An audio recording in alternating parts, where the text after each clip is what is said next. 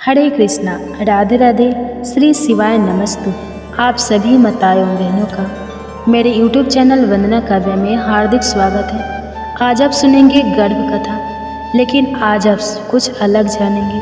आज आप सुनेंगे शिव महापुराण की कथा में आगे की अध्ययन। आज अब कहा जाता है कि जिन भी माताओं बहनों की गर्भ गिर जाता है और उनकी गर्भ में पल रहा शिशु को नुकसान आता है, अगर इस गर्भ कथा की रसपान सच्चे दिल से की जाए तो उनके गर्भ की रक्षा स्वयं शिव करते हैं, भगवान भोलेनाथ करते हैं और उनका बच्चा स्वस्थ और दीर्घायु होता है। तो आइए हम सभी मिलकर बच्चे की दिव्य मंगल की कामना करने के लिए इस कथा की रसपान करते हैं। प्रिय माताएं, हम वीडियो को शुरू करें और आप उसमें खो जाएं।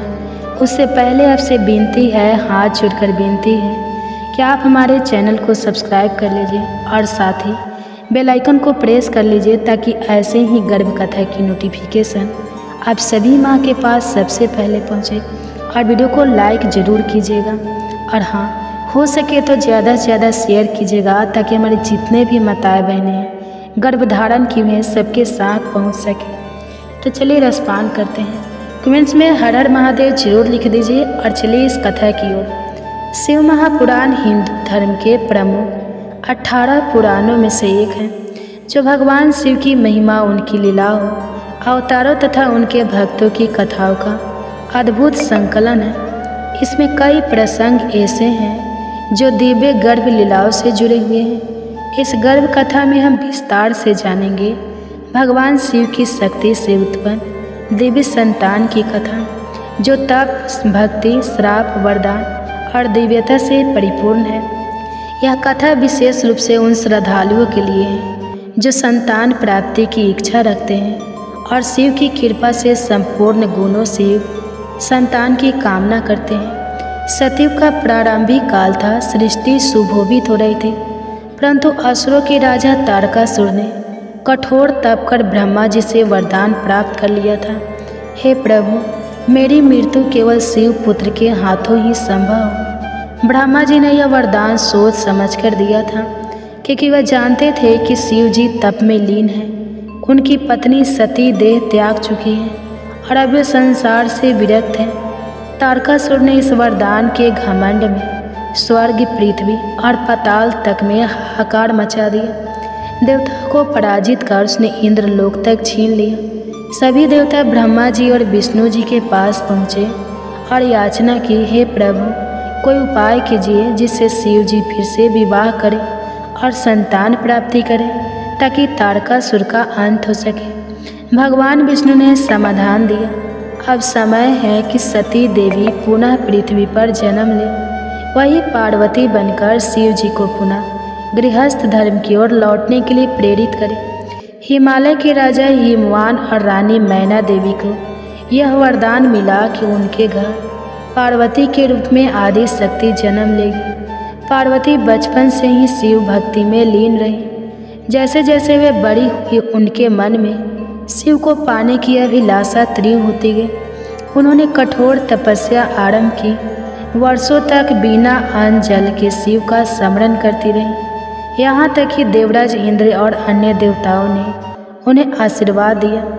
पार्वती की कठोर तपस्या से प्रसन्न होकर शिव जी अतः विवाह के लिए तैयार हुए। महादेव ने कन्या रूप में पार्वती के समर्पण को स्वीकार और एक भव्य विवाह संपन्न हुआ। परंतु शिव जी जानते थे कि तारकासुर का वध तभी संभव है जब उनकी और पार्वती के योग्य से एक दिव्य संतान उत्पन्न हो। यह संतान साधारण नहीं हो सकती थी। यह संतान अग्नि के ताप, गंगा की शुद्धता, वायु की गति और पृथ्वी की स्थिरता से परिपूर्ण होनी चाहिए। शिव जी ने पार्वती के संग समाधि में लीन होकर एक अग्नि बीज का सृजन किया। यह बीज इतना प्रज्वलित था कि स्वयं पार्वती भी उसे धारण नहीं कर सकी। शिव का बीज पार्वती के शरीर से निकलकर अग्निदेव को सौंपा गया ताकि वह उसे सुरक्षित रखे। अग्निदेव भी इस तेजस्वी बीज को संभाल ना सके, तब उसे गंगा नदी को सौंपा गया और गंगा ने उसे सरस्वती नदी के संगम में प्रभावित कर दिया। वहीं पर वन में तपस्या कर रही 6 कृतिकाओं ने उस बीज को देखा। उनसे स्पर्श से वह बीज 6 भागों में विभाजित हुआ और सडानन अर्थात कार्तिकी के रूप में जन्म लिया। यह एक अनोखा गर्भ था, नारी के गर्भ में नहीं वरन प्रकृति के तत्वों में विकसित हुआ। कार्तिकी का पालन पोषण 6 कृतिकाओं ने किया, इसलिए वे ससमुख कहे गए। वे बचपन से ही पराक्रमी, तेजस्वी और विद्वान थे। शिव पार्वती ने उन्हें अपनी संतान के रूप में स्वीकार किया। देवताओं ने उन्हें तारकासुर के वध हेतु सेनापति नियुक्त किया। वे स्वर्ग की सेना के प्रधान सेनापति बनकर युद्ध हेतु तैयार हुए। तारकासुर और कार्तिकी के मध्य भयंकर युद्ध हुआ। पूरे ब्रह्मांड में इस युद्ध की गूंज सुनाई दी। अतः कार्तिकी ने अपने दिव्य शक्ति और शिव शक्ति से अस्त्र से तारकासुर का वध किया। तारकासुर ने मरते समय कार्तिकी से कहा, मैं जानता था कि केवल शिव पुत्र ही मेरा अंत कर सकता है और आज मैं धन्य हुआ कि तुमने मुझे मोक्ष दिया। इस प्रकार तारकासुर का अंत हुआ और देवताओं को पुनः स्वर्ग प्राप्त हुआ। यह गर्भ कथा केवल शिव पार्वती के पुत्र कार्तिकी की कथा नहीं है, यह प्रकृति के गर्भ से उत्पन्न उस दिव्यता की कथा है जो संपूर्ण सृष्टि को संतुलित करती है। जो भक्त इस गर्भ कथा को श्रद्धा से पढ़ते या सुनते हैं, विशेष रूप से गर्भवती महिलाएं, उन्हें एक गुणवान, तेजस्वी और धर्मप्रिय संतान की प्राप्ति होती है। शिव महापुराण में कहा गया है, जो मनुष्य इस पवित्र गर्भ कथा को पवित्रता से पढ़े या सुने, उसे निश्चय ही एक बुद्धिमान, धीर और शिव भक्ति में रंत संतान की प्राप्ति होती है। एक अन्य प्रसंग भी शिव महापुराण में गर्भ कथा के रूप में आता है। जब माता पार्वती ने अपने उपटन से एक बालक की रचना की और उसमें अपने मर्तित्व की शक्ति का संचार किया, वह बालक गणेश कहलाए। शिव और पार्वती के पुत्र यह गर्भ नारी के भीतर नहीं बल्कि शक्ति और सृजन के ब्रह्मा रूप से हुआ। जब शिवजी ने अज्ञात बालक का सिर काट दिया, तब ब्रह्मा जी की आज्ञा से शिवजी ने हाथी का सिर उस बालक पर लगाया और इस प्रकार गणेश जन्मे। यह भी एक विलक्षण गर्भ कथा है जो यह सिखाती है कि मातृत्व केवल शरीर से नहीं, शक्ति और संकल्प से भी होती है। शिव महापुराण में यह भी कहा गया है कि जो स्त्री गर्भ काल में शिव कथा, शिव तांडव, पार्वती चरित्र और गणेश जन्म की लीलाएं सुनती है, उसके गर्भ में स्थित शिशु पर दिव्य प्रभाव पड़ता है। वह शिशु चंचल नहीं होता, शांत और स्थिर बुद्धि वाला होता है। गर्भवती स्त्री यदि ओम नमः शिवाय का जाप करती है और शिव पुराण की कथाओं का श्रवण करती है, तो उसका गर्भ कल्याणकारी और सत्वगुणु बनता है। इस गर्भ कथा का पठन विशेष रूप से सोमवार, प्रदोष व्रत, महाशिवरात्रि और श्रावण मास में अत्यंत फलदायी माना गया है।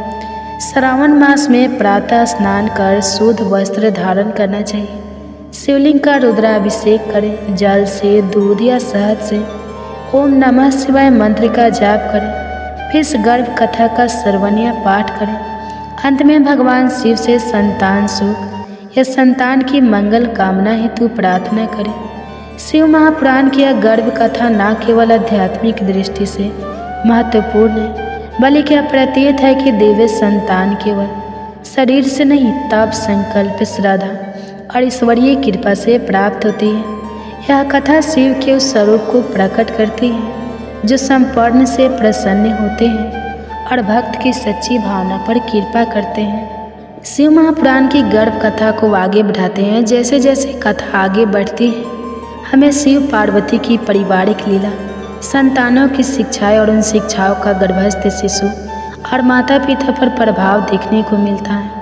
तारकासुर वध और गणेश के जन्म के बाद कैलाश पर्वत एक बार फिर आनंदमय हो उठा। पार्वती अब एक पूर्ण माता थे, एक और गणेश जो सौम्यता, बुद्धि और श्रद्धा का प्रतीक थे, और दूसरी ओर कार्तिकी जो वीरता, तेज और पराक्रम के प्रतीक थे। एक दिन माता पार्वती ने शिव जी से प्रश्न किया, स्वामी, मातृत्व केवल संतान को जन्म देने से पूर्ण होता है क्या, कि केवल रक्त संबंधी संतान ही संतोष देती है? शिव मुस्कुराए और बोले, मातृत्व एक भावना है जन्म से कहीं बड़ा त्याग, ममता और धर्म है। जिस स्त्री में यह श्रद्धा हो कि वह संसार के कल्याण हेतु एक आदर्श शिशु को जन्म देना चाहती है, वही मातृत्व के लिए सबसे उपयुक्त मात्र है। पार्वती ने इस वचन को हृदय से धारण कर लिया। इस कालखंड में कैलाश की कथा दूर दूर तक फैलने लगी। कई ऋषि पत्नियां और देव कन्याएं पार्वती से मिलने आई। विशेषकर वे जो गर्भवती थी, पार्वती ने उन्हें गर्भ संस्कार की शिक्षा दी। स्वयं सात्विक भोजन, पवित्र विचार और शिव भक्ति से संतान कैसे होती है। शिव ने स्वयं कहा है, जो माता गर्भावस्था में शिव कथा सुनती है वह अपने गर्भस्थ शिशु को दिव्य ऊर्जा प्रदान करती है। इससे शिव गर्भ संस्कार परंपरा का जन्म हुआ। एक बार जब नारद मुनि कैलाश आए तो उन्होंने देखा कि कई ऋषि पत्नियां गर्भवती होकर शिव पार्वती की सेवा में लगी थी। वे शिव से बोले, हे नीलकंठ, क्या यह संभव है कि आपके और पार्वती माता की गर्भलीलाएं कलयुग में भी प्रभाव छोड़े। शिव जी ने उत्तर दिया, नारद, समय के साथ युग बदलेंगे, भावनाएं बदलेगी, लेकिन शिव तत्व और मातृत्व की सच्चाई सदा स्थिर रहेगी। कलयुग में भी यदि कोई स्त्री गर्भकाल में यह कथा सुनती है तो उसके गर्भ का शिशु निश्चय ही तेजस्वी, संयमी और गुणवान होगा। नारद मुनि बोले, तब मैं इस गर्भ कथा को त्रिलोकी में प्रसारित करूंगा। यह कथा भविष्य में गर्भ व्रत कथा के रूप में श्रावण मास, सोमवार व्रत या महाशिवरात्रि पर सुनी जाएगी। शिव ने आशीर्वाद दिया, जो कोई स्त्री इसे पाठ या श्रवण करेगी वह कष्टों से मुक्त होकर समृद्धि, संस्कारी और शिव प्रिय संतान को जन्म देगी। उसका गर्भ शिवमय होगा।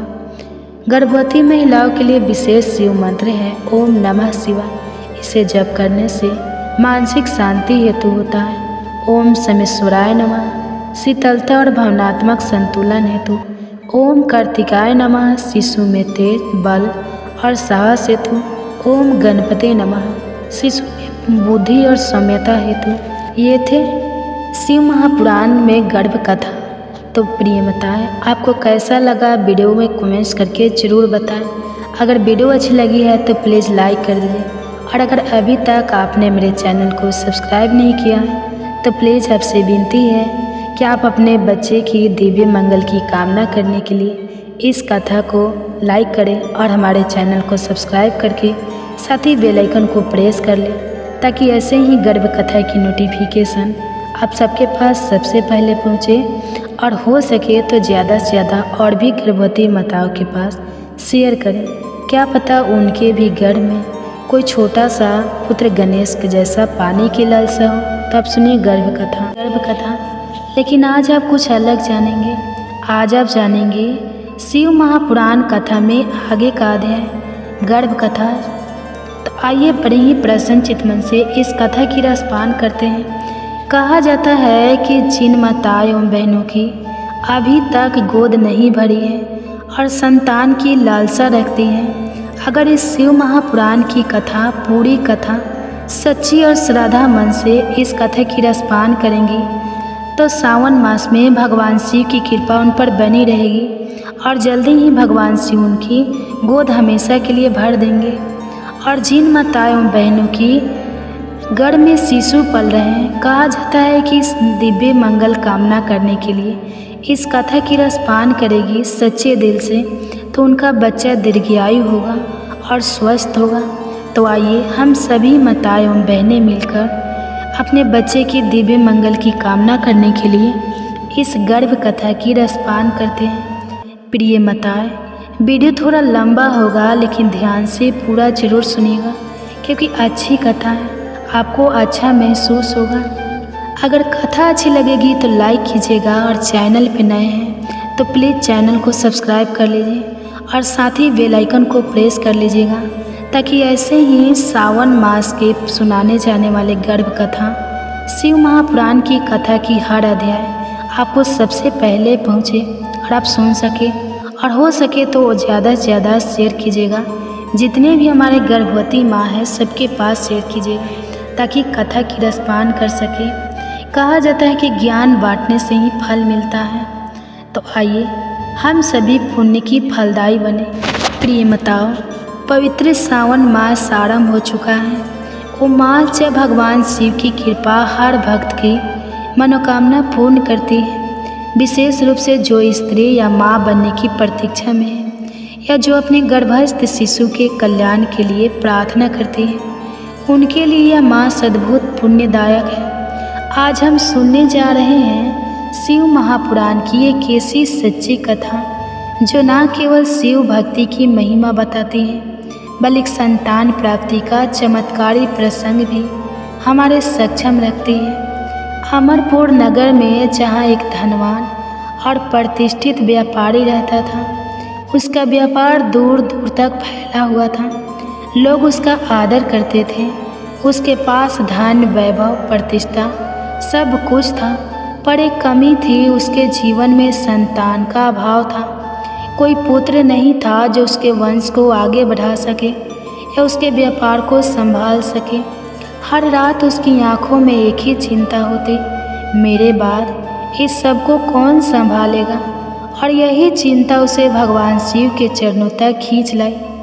वह व्यापारी हर सोमवार शिव जी का व्रत करता, मंदिर में जाकर घी का दीपक जलाता और सच्चे भाव से पूजा करता। यहीं से शुरू होती है एक ऐसी कथा जो बताती है कैसे श्रद्धा, व्रत और शिव कृपा मृत्यु जैसे भाग्य को भी पलट सकते हैं। उसका हृदय संतान के अभाव में व्याकुल था। इसी व्यथा से प्रेरित होकर उसने भगवान शिव की सच्चे मन से उपासना शुरू कर दी। हर सोमवार को व्यापारी व्रत रखता, सायंकाल को मंदिर जाता और शिवलिंग के सम्मुख घी का दीपक प्रज्वलित करता। शिव जी को भोग अर्पित करके सिर्फ एक ही बार भोजन करता। उसकी अटल श्रद्धा और निस्वार्थ भक्ति को देखकर माँ पार्वती की करुणा जाग उठी। उन्होंने भगवान भोलेनाथ से कहा, हे प्राणनाथ, देखिए ना, यह व्यापारी कितने समय से आपका सोमवार व्रत कर रहा है, आपके चरणों में पूर्ण निष्ठा से पूजन कर रहा है। आपको इसकी मनोकामना अवश्य पूर्ण करनी चाहिए। भगवान शिव मंद मुस्कान के साथ बोले, प्रिय, इस संसार में प्रत्येक जीव को उसके कर्मों के अनुसार ही फल मिलता है। जैसा कर्म वैसा फल, यही सनातन नियम है। परंतु माँ पार्वती का हद शांत नहीं हुआ। उन्होंने फिर आग्रह किया, हे प्रभु, यह भक्त तो आपका अनन्य उपासक है, प्रति सप्ताह व्रत करता है, पूजन करता है और केवल आपको भोग लगा कर ही अन्न ग्रहण करता है। आप इसे पुत्र प्राप्ति का वरदान अवश्य दीजिए। माँ पार्वती ने भगवान शिव से बार बार आग्रह किया और अतः शिव जी ने कहा, ठीक है पार्वती, मैं इस व्यापारी को पुत्र प्राप्ति का वरदान तो दूंगा, लेकिन उसका पुत्र सिर्फ 16 वर्षों तक ही जीवित रहेगा। उसी रात भगवान शिव ने उस भक्त व्यापारी को स्वप्न में दर्शन दिए। मुस्कुराते हुए उन्होंने कहा, तू वर्षों से मेरी भक्ति करता रहा है, सोमवार का व्रत रखता है, मैं तुझ पर प्रसन्न हूँ, तुझे पुत्र की प्राप्ति होगी। वह स्वप्न जैसे ही टूटा, व्यापारी की आंखों में अश्रुधारा बह चली।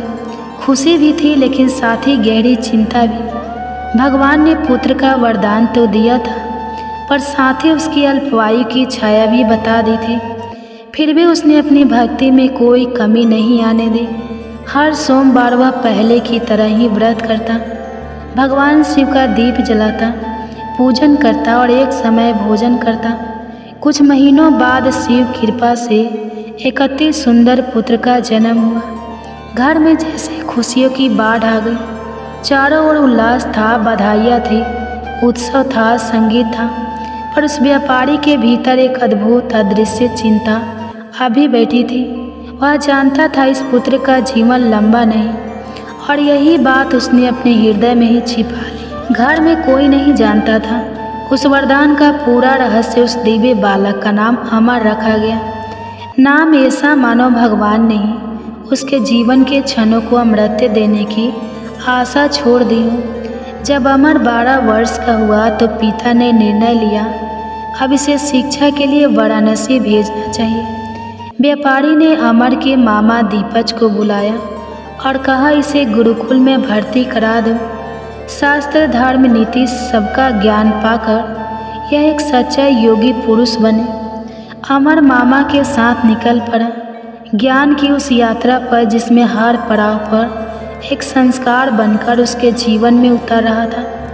जहाँ भी रात्रि विश्राम करते वहीं एक यज्ञ रचाते, ब्राह्मणों को आमंत्रित करते और उन्हें आदरपूर्वक भोजन कराते।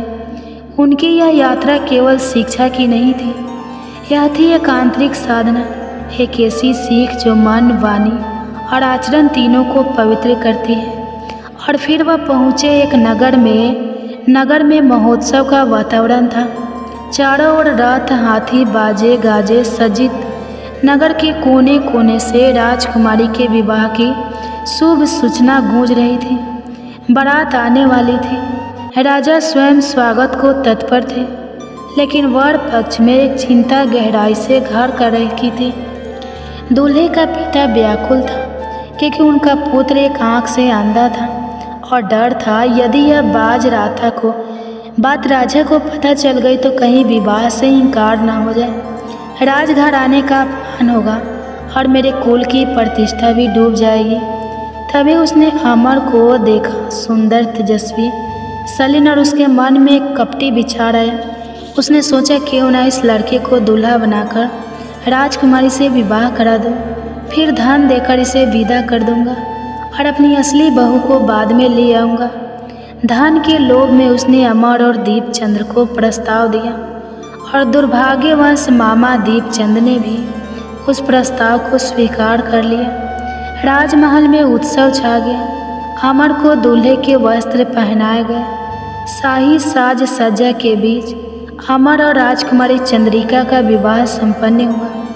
विवाह के बाद राजा ने बहुत सा धन, वस्त्र और उपहार देकर अपनी बेटी को विदा किया। लेकिन सच्चाई कब तक छुप सकती है?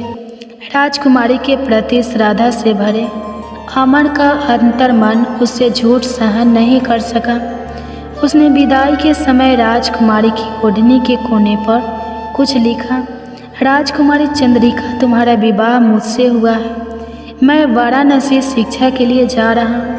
जिसके साथ तुम्हें भेजा जा रहा है वह असली दूल्हा नहीं है, वह एक आँख से काना है। जब राजकुमारी ने उस ओढ़नी पर लिखा पढ़ा तो उसका चित्त विचलित हो उठा। उसने उस कान्हे युवक के साथ जाने से मना कर दिया और उस दिन राजकुमारी ने सत्य को चुनकर अपने जीवन की दिशा ही बदल दी। दूसरी ओर वाराणसी की पवित्र भूमि पर गंगा की निर्मल धारा के किनारे जब अमर और उनके मामा दीपचंद्र पहुँचे तो उन्होंने गुरुकुल में प्रवेश किया। अमर का मन पढ़ाई में रम गया। उसका तेज, उसकी श्रद्धा, उसका संयम हर किसी को प्रभावित करता था। और फिर वो दिन आ पहुँचा जब अमर का आयु 16 वर्ष पूरी होने वाली थी, जिसे सुनकर कोई और प्रसन्नता होता, लेकिन मामा दीपचंद्र के मन में एक गहरी चिंता थी। अमर को तो अभी उस रहस्य का पता न था, पर तो बस अपने जीवन के शुभ अवसर पर यज्ञ करना चाहता था। एक भव्य यज्ञ का आयोजन हुआ। यज्ञ की पूर्णाहुति के बाद अमर ने बड़े प्रेम से ब्राह्मणों को भोजन कराया, अन्न वस्त्र दान दिए। उसके चेहरे पर संतोष था, मानो जीवन का उद्देश्य पूरा हो गया हो। रात हो गई। अमर अपने शयन कक्ष में विश्राम के लिए चला गया और जैसे ही वह निद्रा में लीन हुआ, भगवान शिव के वचन के अनुसार उसकी प्राण वायु धीरे धीरे शरीर से निकलकर सुबह जब दीपच ने उसे उठाने का प्रयास किया तो अमर की निस्तेज देह देखकर उसका हृदय फट गया। मामा फूट फूट कर रोने लगे। उनकी चीखें, उनका विलाप गुरुकुल के वातावरण को भी कम पा गया। उनकी आंसुओं से निकली पुकार सीधे भगवान शिव और माँ पार्वती के कानों तक पहुँची। कैलाश से भ्रमण करते हुए भगवान शिव और माता पार्वती उस मार्ग से गुजर रहे थे। माँ पार्वती ने जैसे ही विलाप की ध्वनि सुनी वह रुक गई और अपने प्राणनाथ शिव से कहा, हे नाथ, यह करुण पुकार सहन नहीं हो रही है। किसी के प्राण चले गए हैं, जिससे यह वृद्ध इतना बेकाबू हो गया है। भगवान शिव ने ध्यान लगाया और गंभीर स्वर में कहा, यही वह अमर है, उस व्यापारी का पुत्र जिसे मैंने 16 वर्ष का जीवन दान दिया था। अब उसकी आयु पूर्ण हो गई है। लेकिन माँ पार्वती तो करुणा की मूर्ति है। उन्होंने फिर से आग्रह किया, हे नाथ, इस बच्चे ने यज्ञ किया, दान दिया, संस्कारों से जीवन जिया, क्या आप इसके जीवन को पुनः नहीं दे सकते? उनके माता पिता आज भी आपके व्रत करते हैं, सोमवार को व्रत और कथा सुनते हैं। उसकी भक्ति व्यर्थ हो जाएगी। भगवान शिव कुछ क्षण मौन रहे, फिर मुस्कुरा कर बोले, हे पार्वती, तुम्हारी करुणा के आगे आज मेरा नियम भी झुक गया।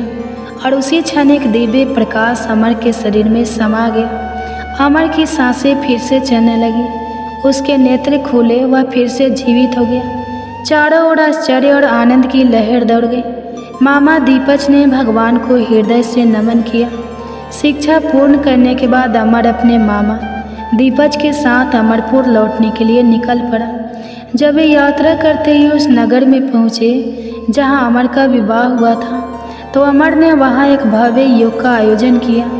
यज्ञ में श्रद्धा और सेवा भाव से ब्राह्मणों को आमंत्रित कर भोजन और दान दिया। सुयोगवश उसी नगर उसी समय उस नगर के राजा की सवारी वहाँ से गुजरी। राजा ने जब यज्ञ आयोजन को देखा तो तुरंत पहचान लिया, यह तो वही तेजस्वी नवयुवक है जिससे मेरी पुत्री चंद्रिका का विवाह हुआ था। यज्ञ समाप्त होने पर राजा स्वयं अमर और उसके मामा को राजमहल ले गया। राजकुमारी चंद्रिका, जो अमर की पत्नी थी, अपने सच्चे वर को देखकर आनंद से अभिभूत हो उठी। राजा ने आदरपूर्वक कुछ दिनों तक उन्हें महल में अतिथि बनाकर रखा। फिर उन्हें बहुत सा धन, रत्न, वस्त्र, आभूषण और उपहार देकर विदा किया। राजा ने राजकुमारी चंद्रिका के साथ अमर और दीपचंद्र को लौटने के लिए साथ में सैनिकों की टुकड़ी भी दी, ताकि मार्ग में किसी प्रकार का संकट ना हो। जब अमर नगर के द्वार पहुंची, उसी समय वह व्यापारी, जो उसका पिता था, अपनी पत्नी के साथ एक कमरे में बंद था। उन्होंने प्रतिज्ञा कर रखी थी, यदि बेटे की मृत्यु की सूचना आई तो हम दोनों जीवन त्याग देंगे। परंतु जैसे ही नगर के द्वार से एक दूत ने सूचना दी, आपका पुत्र अमर सकुशल लौट आया है और उसके साथ है आपकी सुंदर पुत्र वधु। राजकुमारी चंद्रिका उस क्षण जैसे वर्षों से थमे हृदय की धड़कनें पुनः चल पड़ी। व्यापारी और उसकी पत्नी दौड़कर नगर के द्वार पहुँचे, जहाँ उन्होंने अमर और चंद्रिका को देखकर वर्षों का संचित दुख, चिंता और तब सब बहा दिया। आंसुओं की धारा में रात्रि को जब व्यापारी गहरी नींद में सोया, स्वप्न में स्वयं भगवान शिव प्रकट हुए। उनकी दिव्य मुस्कान और शांत मुख से शब्द निकले, हे श्रेष्ठ व्यापारी, तेरी श्रद्धा और भक्ति से मैं प्रसन्न हूँ। सोमवार व्रत और व्रत कथा श्रवण से तेरे पुत्र को दी गई 16 वर्षों की आयु को मैंने बढ़ा दिया है। अब तेरा पुत्र दीर्घायु होगा और तेरा कुल तेजस्वी बनेगा। सुबह उठते ही व्यापारी की आंखों से अश्रु बह निकले, पर अब यह आंसू किसी दुख के नहीं, बल्कि शिव की कृपा, एक पिता की पूर्णता और मातृत्व की आंचल में भरे नई खुशियों के थे। शास्त्रों में कहा गया है, जो भी स्त्री या पुरुष सावन मास में सोमवार का व्रत करता है, श्रद्धा से भगवान शिव की कथा सुनता है, उसकी हर मनोकामना अवश्य पूर्ण होती है। जैसे उस व्यापारी को वर्षों के बाद संतान प्राप्त हुई और पुत्र को दीर्घायु का वरदान मिला है, वैसे ही गर्भवती माताएं यदि सावन मास में श्रद्धा से शिव जी को प्रार्थना करें, उसकी व्रत कथाएं सुने, तो उनके समस्त शिशु को भी दिव्य गुण, बुद्धि और आयुष्मान होने का आशीर्वाद प्राप्त होता है। हे भगवान भोलेनाथ, जिस प्रकार आपने उस व्यापारी को श्रेष्ठ संतान दी, वैसे ही कृपया हमें भी एक संस्कारी, तेजस्वी, दीर्घायु और दिव्य गुणों से युक्त संतान प्रदान करें। आपका चरणों में नित्य प्रणाम है। आपका आशीर्वाद हमारी कोख और हमारे शिशु की सदैव रक्षा करे, आज और जीवन भर के लिए। हर हर महादेव। अब आप सुनिए गर्भ कथा। स्वस्थ और बुद्धिमान माँ इस अद्भुत वाणी को सुनने से पहले अपने विचार और भक्ति को व्यक्त करते हुए नीचे कमेंट्स में जय श्री राधे कृष्ण जरूर लिखें। आपकी यह भक्ति हमारी इस यात्रा को और भी अद्भुत बनाएगी। और हाँ, अगर आपका दिल सच में कृष्ण प्रेम से भरा है तो इस वीडियो को हर गर्भवती माँ के पास जरूर शेयर करें जिन्हें आप अपने जीवन में सबसे ज़्यादा मानते हैं, क्योंकि हो सकता है आपकी एक शेयर से किसी की ज़िंदगी में राधे कृष्ण का दिव्य प्रकाश उतरे।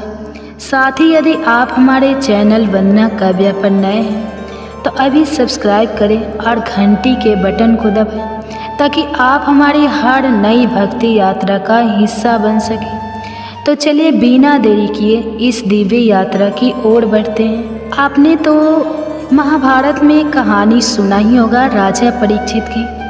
आज उसी की कहानी मैं सुना रही हूँ। कहा जाता है कि गर्भावस्था में गर्भवती माँ को अगर पूरी भागवत चिंता ना भी सुन पाए तो ये महाभारत की कहानी रसपान करने से उनके सारे दुख दर्द दूर हो जाते हैं और गर्भ में पल रहा शिशु स्वस्थ होते हैं। तो आइए इस कथा की रसपान करते हैं। प्राचीन समय की बात है। बलरामपुर नामक किसी गांव में गोपाल नाम का एक किसान रहता था। वह किसान बड़ा ही निर्धन था। उसके परिवार को 2 वक्त की रोटी भी बड़ी मुश्किल से नसीब हो पाती थी। किसी तरह उस किसान का परिवार गरीबों में अपना जीवन गुजार रहा था। कुछ दिनों के बाद उस किसान के घर में एक बच्चे का जन्म हुआ। जब किसान के घर में बच्चे ने जन्म लिया तो बच्चे को पाकर किसान और उसकी पत्नी बहुत प्रसन्न हुई।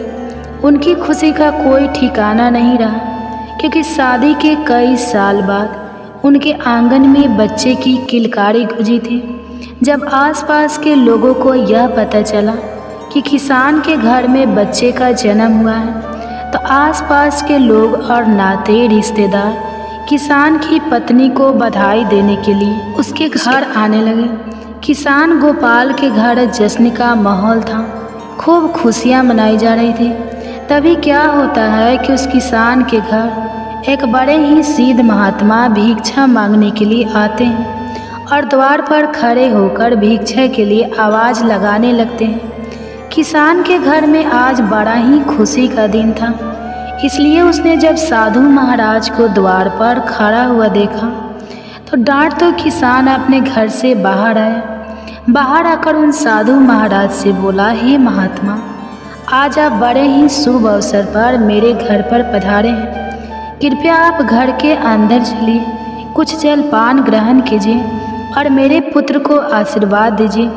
बहुत दिनों के बाद मेरे घर में एक संतान ने जन्म लिया है। जब इस प्रकार से वह किसान उन साधु महाराज से बार बार विनती करता है तो महात्मा जी माना नहीं कर पाते हैं और किसान के घर के अंदर आ जाते हैं। दोनों पति पत्नी बड़े ही श्रद्धा भाव से महात्मा जी को भोजन कराते हैं और भोजन उपरांत वह किसान साधु महाराज से कहता है, हे गुरुदेव, यह मेरा पुत्र है। कृपया इसे ऐसा आशीर्वाद दीजिए जिसे कभी भी इसके जीवन में कोई दुख तकलीफ ना आने पाए। साधु महाराज जैसे ही उस बच्चे को आशीर्वाद देने के लिए अपना हाथ उठाते हैं तो साधु महाराज की दृष्टि उस शिशु के हाथ पर पड़ती है। बच्चे के हाथ पर एक चिन्ह देखकर साधु महाराज कुछ सोचने लगते हैं। किसान ने जब साधु महाराज को विचार मग्न देखा तो साधु महाराज ने पूछा, हे प्रभु, क्या बात है? मेरे पुत्र को देखकर आप किस चिंता में पड़ गए? सब कुशल मंगल तो है ना? साधु महाराज बोले, बेटा, चिंता की कोई बात नहीं है, सब कुशल मंगल है। तुम्हारा पुत्र तो बड़ा ही किस्मत वाला है, क्योंकि तुम्हारे घर में जिस बच्चे ने जन्म लिया है और इसके हाथ पर जो चिन्ह बना हुआ है यह इशारा करता है कि तुम्हारे पुत्र के भाग्य में राजयोग लिखा हुआ है और यह 16 वर्ष की अवस्था में ही एक नगर का राजा बन जाएगा। महात्मा की यह बात सुनकर किसान को भरोसा नहीं हुआ और बोला, महाराज, यह कैसे संभव है? किसी गरीब का पुत्र भला राजा कैसे बन सकता है? तो इस पर महात्मा जी उस किसान को समझाते हुए बोले, बेटा, ईश्वर की इस दुनिया में हर काम संभव है। इसने अपने पिछले जन्म में कोई ऐसा पुण्य कर्म किया है जिसके कारण इस जन्म में इस बालक को राजपाट नसीब होगा। आगे समझाते हुए वो महात्मा जी बोले, बेटा, जैसे ही तुम्हारे पुत्र की अवस्था 16 वर्ष की होगी तो इस नगर का जो राजा है उसकी इकलौती पुत्री से तुम्हारे पुत्र का विवाह होगा, और विवाह के बाद राजा की धन दौलत और गद्दी पर तुम्हारे पुत्र का अधिकार हो जाएगा। यह सब बातें मैं तुम्हें ऐसे ही नहीं बता रहा हूँ, इस बच्चे की हाथों की लकीरें यह सब बता रही है। साधु महाराज की इन बातों को जब किसान और उनकी पत्नी ने सुना तो इन बातों को सुनकर उन्हें बड़ी खुशी होती है कि हमारे घर में किसी साधारण संतान ने नहीं बल्कि एक राजा ने जन्म लिया है। जब इस बात की खबर नगर वासियों को चलती है कि किसान का बेटा एक दिन इस नगर का राजा बनेगा, तो दूर दूर से लोग उस किसान के पुत्र के दर्शन के लिए उसके घर आने लगते हैं। एक तरफ तो किसान के घर पर दूर दूर से लोग आ रहे थे, उधर जो उस नगर का राजा था जिसकी पुत्री के साथ में साधु ने विवाह की भविष्यवाणी की थी, वही राजा शिकार खेलने के लिए जंगल को जाता है। जंगल में जाकर वह अपना शिकार तलाश करने लगता है। तभी राजा की दृष्टि एक हिरन पर पड़ती है। हिरन देखकर राजा अपना घोड़ा उस हिरन के पीछे दौड़ा देता है और उस हिरन का पीछा करते हुए राजा बहुत दूर निकल जाता है। उसके साथ में जो सैनिक थे वह भी पीछे छूट जाते हैं।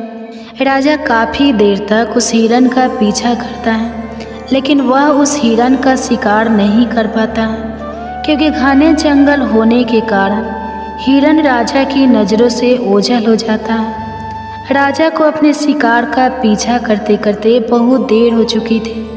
इस कारण प्यास के मारे राजा का गला सूखने लगता है। पानी की तलाश में राजा ने चारों तरफ अपनी नज़र दौड़ाई, लेकिन आसपास उसे ऐसा कोई पानी का स्रोत नज़र नहीं आया जहां जाकर वह अपनी प्यास बुझा सके। पानी की तलाश में राजा जब कुछ और आगे बढ़ता है तो उसे एक गांव नज़र आता है। साथियों, यह वही गांव था जिस गांव में उस किसान के घर में एक बच्चे ने जन्म लिया था। जब राजा उस गांव के और नज़दीक पहुंचा तो उसे गांव के बाहर एक कुटिया नजर आई, जहां एक साधु महाराज कुटिया के बाहर ध्यान मग्न बैठे हुए थे। राजा महात्मा जी के पास में पहुंचा, महात्मा जी को प्रणाम किया और प्रणाम करके राजा बोला, हे महाराज, मुझे बहुत जोरों की प्यास लगी है। यदि कुछ जल मिल जाए तो आपकी बहुत मेहरबानी होगी। साधु बोले, राजन, आप थोड़ा इंतज़ार करिए, मैं अभी आपके लिए पानी लेकर आता हूँ। और इतना कहकर महात्मा जी कुटिया के अंदर चले गए। जब महात्मा जी थोड़ी देर में बाहर आए तो उनके हाथ में एक जल से भरा हुआ लोटा था। साधु महाराज ने जल से भरा हुआ लोटा राजा को पकड़ाया। राजा ने पानी पीकर अपनी प्यास बुझाई। पानी पीकर राजा जैसे ही चलने को हुआ तो उसकी दृष्टि उन लोगों पर पड़ गई जो इकट्ठे होकर किसान के घर उसके पुत्र का दर्शन करने के लिए जा रहे थे। दोस्तों, जब राजा ने बहुत से लोगों को जाते हुए देखा तो यह देखकर उसने उन महात्मा जी से पूछा, हे गुरुवर। राजा के पूछने पर साधु ने बताया, राजन, यह सब लोग इकट्ठे होकर उस किसान के घर जा रहे हैं जहाँ कुछ समय पहले एक बच्चे ने जन्म लिया है। जब राजा ने पूछा, महात्मा जी, उस बच्चे में ऐसी क्या खूबी है जो सभी लोग उस बच्चे के दर्शन को जा रहे हैं? तो इस पर महात्मा जी बोले, राजन, उस बच्चे के हाथ पर एक ऐसा नीला निशान बना हुआ है जिसका होना इस बात का संकेत है कि वह इस राज का राजा बनेगा। राजा बोला, महात्मा जी, यह सब झूठी बातें हैं, ऐसा कभी नहीं हो सकता, क्योंकि इस राज का राजा तो मैं हूँ। भला मैं उस गरीब किसान के पुत्र को अपने राज्य का राजा क्यों बनाऊंगा? साधु बोले, राजन, कोई इंसान ना तो किसी को राजा बना सकता है और ना ही रंक बना सकता है। बनाने वाला और बिगाड़ने वाला तो कोई और ही होता है।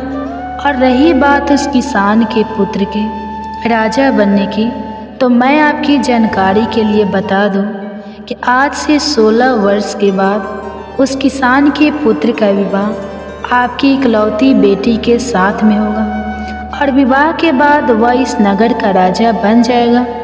राजा ने कहा, महात्मा जी, कौन बेटी, किसकी बेटी?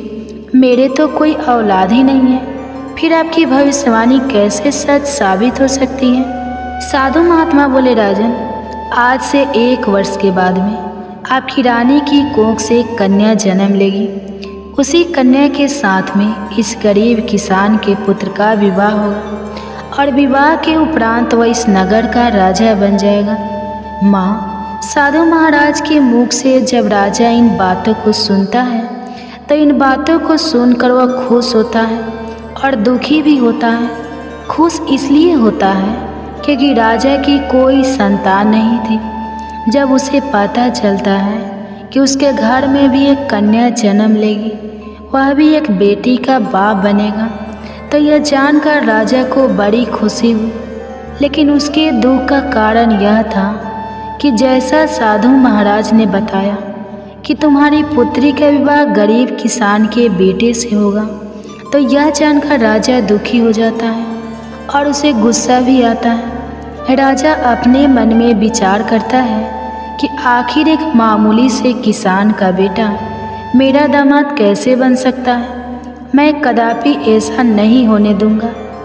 यह विचार कर राजा उन साधु महात्मा से कहता है, आपको क्या लगता है, एक मामूली से किसान के बेटे के साथ मैं अपनी पुत्री का विवाह कर दूंगा? महात्मा ने कहा, राजन, जो उस बच्चे के भाग्य में लिखा हुआ है उसे कोई नहीं मिटा सकता, क्योंकि विधाता का लिखा तो पत्थर की लकीर होता है, कोई उसे छेड़छाड़ नहीं कर सकता। दोस्तों, उस राजा को अपनी ताकत पर बड़ा ही घमंड था। उसने कहा, महात्मा जी, चाहे कुछ भी हो जाए, मैं अपनी बेटी का विवाह उस 2 कौड़ी के किसान के बेटे से हरगिज नहीं होने दूंगा। और रही बात विधाता के लिखे की, तो मुझ में इतना सामर्थ्य है कि मैं उस विधाता के लिखे को भी मिटाकर रख दूंगा।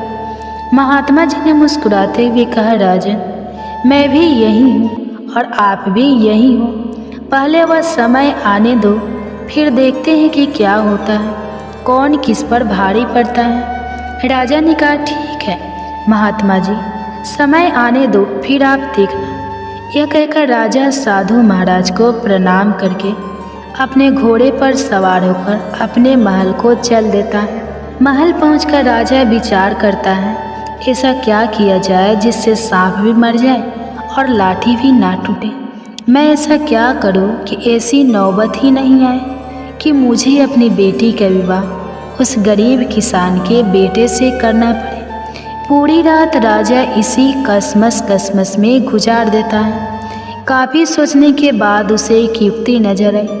अगले दिन राजा अपना ब्राह्मण भेष बनाकर उस किसान के गांव में जाता है। गांव पहुंचकर जब उसने गांव वालों से पूछा कि उस किसान का घर कौन सा है जिस घर में कुछ दिन पहले एक बच्चे ने जन्म लिया है, तो गांव वालों ने उस किसान गरीब के घर का पता बता दिया। पता पूछकर राजा उस किसान के घर पर पहुंचा और बाहर से ही आवाज़ लगाई, क्या कोई घर में है? हमें कुछ दान करो, हम भूखे ब्राह्मण हैं। आवाज़ सुनकर किसान अपने घर से बाहर आता है और ब्राह्मण को प्रणाम करता है और कहता है, हे महाराज, मैं आपकी क्या सेवा कर सकता हूँ? तब ब्राह्मण बना राजा कहता है, हमें कुछ दान दे दो, हम बहुत दूर से चल कर आए। आगे ब्राह्मण किसान से कहता है, मैं भाग्य भी देखता हूँ, मुझे ऐसा लग रहा है कि तुम्हारे घर में कोई पुत्र भी है और तेरे पुत्र के दाएं हाथ में नीले रंग का निशान है। किसान कहने लगा, हाँ बाबा। ब्राह्मण कहने लगा, हम सब कुछ जानते हैं, आप उस पुत्र को हमें दिखा दो। वह किसान अपने पुत्र को घर से लेकर बाहर आया और ब्राह्मण को दिखाने लगा। इसके बाद ब्राह्मण कहने लगा, यदि यह पुत्र तुम्हारे साथ रहेगा तो 16 साल के बाद इसकी मृत्यु हो जाएगी, और यदि तुम इस बच्चे को किसी को दान कर दोगे तो 16 वर्ष बाद वह तुम्हें लौटा जाएगा। यदि तुम इस बच्चे को अपने पास रखना चाहते हो तो यह मर जाएगा। इस बात को सुनकर किसान रोने लगा और कहने लगा, बाबा, हम अपने बच्चे को अपने से अलग नहीं कर सकते। ब्राह्मण कहने लगा, यदि तुम किसी और को नहीं देना चाहते तो मुझे इसे दे दो। 16 वर्ष के बाद इसे मैं तुम्हें लौटा दूंगा। राजा आगे समझाते हुए बोला, भाई देखो, मैं आपका बच्चा आपसे हमेशा के लिए थोड़ी ही मांग रहा हूँ। मैं तो तब तक के लिए मांग रहा हूँ जब तक वह 16 वर्ष का ना हो जाए, क्योंकि इसी में इस बच्चे का जीवन है। जब उसको 16 वर्ष पूरा हो जाए और इसकी विवाह योग्य उम्र हो जाए तो मैं तुमको तुम्हारा बच्चा वापस लौटा दूंगा। फिर आप अपने पुत्र के साथ सुखपूर्वक रहना। दोस्तों, सीधा साधा किसान जब भेष बदले हुए राजा की इन बातों को सुनता है तो उसे राजा की बातों में सच्चाई नजर आती है और वह किसान बच्चा देने के लिए हाँ कर देता है। बेचारे को नहीं पता था कि यह ब्राह्मण के भेष में इस नगर का राजा है और इसकी इन बातों के पीछे कुछ और ही मंशा छुपी हुई है। किसान अपनी पत्नी के पास जाता है और अपनी पत्नी से कहता है, भगवान, हमारे दरवाजे पर एक बड़े ही दयालु ब्राह्मण आए हैं और कहते हैं कि अगर यह बच्चा हमारे पास रहेगा तो 16 वर्ष के बाद उसकी मृत्यु हो जाएगी, इसलिए वह हमारे बच्चे का पालन पोषण करना चाहते हैं। अपनी पति की इन बात को सुनकर पहले तो उस किसान की पत्नी मना करती है, लेकिन किसान जब अपनी पत्नी को बताता है कि वह बच्चा हमारा बच्चा हमेशा के लिए नहीं बल्कि कुछ सालों के लिए अपने घर रखना चाहते हैं, तो यह सुनकर किसान की पत्नी भी अपने बच्चे को ब्राह्मण को देने के लिए तैयार हो जाती है। दोनों पति पत्नी अपने कलेजे के टुकड़ों को लेकर घर के बाहर आते हैं और ब्राह्मण बने हुए राजा को अपना बच्चा देते हुए कहते हैं, हे ब्राह्मण देव, हम अपना बच्चा तो आपको दे देंगे, लेकिन हमारी एक शर्त है। दोस्तों, ब्राह्मण बने राजा ने पूछा, क्या शर्त है? तो किसान की पत्नी बोली, जब मेरा बेटा 16 वर्ष का हो जाए तो तुम्हें हमारा बच्चा वापस करना होगा। यदि आपको हमारी यह शर्तें मंजूर हो तो ही हम तुम्हें अपना बच्चा दे सकते हैं। राजा ने कहा, मुझे तुम्हारी सभी शर्त मंजूर है, अब आप मुझे अपना बच्चा दे दीजिए। जब आपका बच्चा 16 वर्ष का हो जाएगा और उसकी विवाह योग्य उम्र हो जाएगी तो मैं तुम्हारा बेटा वापस कर जाऊंगा। अब आप विलम्ब ना करिए और अपना बच्चा मेरे हवाले कर दीजिए। मैं इस बच्चे का आपसे भी ज़्यादा अच्छा ख्याल रखूंगा। इस प्रकार वह किसान दंपति अपने बच्चे के हित के खातिर अपने नवजात शिशु को ब्राह्मण बने हुए राजा के हवाले कर देते हैं और राजा खुशी खुशी उस बच्चे को लेकर आगे को चल देता है। राजा आज बहुत प्रसन्न था क्योंकि आज वह अपनी योजना में सफल हो रहा था। राजा बच्चे को लेकर के एक नदी किनारे पहुंचा। नदी किनारे पहुंचकर राजा ने सोचा, मैं इस बच्चे का गला दबाकर इसका काम तमाम कर देता हूँ और मारने के बाद मैं इस बच्चे की लाश को नदी के जल में प्रभावित कर दूँगा। लेकिन बच्चे का जब उसने मासूम चेहरा देखा तो उस बच्चे का चेहरा देखकर राजा का विचार बदल गया। वह मन ही मन सोचने लगा, तेरा क्या बिगाड़ा है जो तू इसे मारना चाहता है? क्यों इस मासूम बालक की हत्या का पाप अपने सिर लेना चाहता है? इस पाप के लिए तो तुझे नरक में भी जगह नहीं मिलेगा। राजा जब अपनी अंतरात्मा की इस आवाज़ को सुनता है तो उसके हाथ कांपने लगते हैं। वह बच्चे की हत्या नहीं कर पाता है। फिर सोचता है, क्या करूं? यही विचार कर राजा एक ऐसा संदूक तैयार करता है जिसमें बच्चे को सांस भी मिलती रहे और वह पानी में भी ना डूबे। संदूक तैयार होने के बाद उसके आगे क्या होता है, इसके बाद की बात हम जानेंगे इसी राजा परीक्षित की गर्भ कथा के दूसरे अध्याय में कल जानेंगे। अगर आप इस कथा को कल श्रवण करना चाहते हैं तो हमारे चैनल को सब्सक्राइब करके रख लीजिए और साथ ही बेल आइकन को ऑन करके रख लीजिए ताकि इसके अगला पार्ट आए तो कल आप सबसे पहले श्रवण कर सकें। सुनिए गर्भ कथा।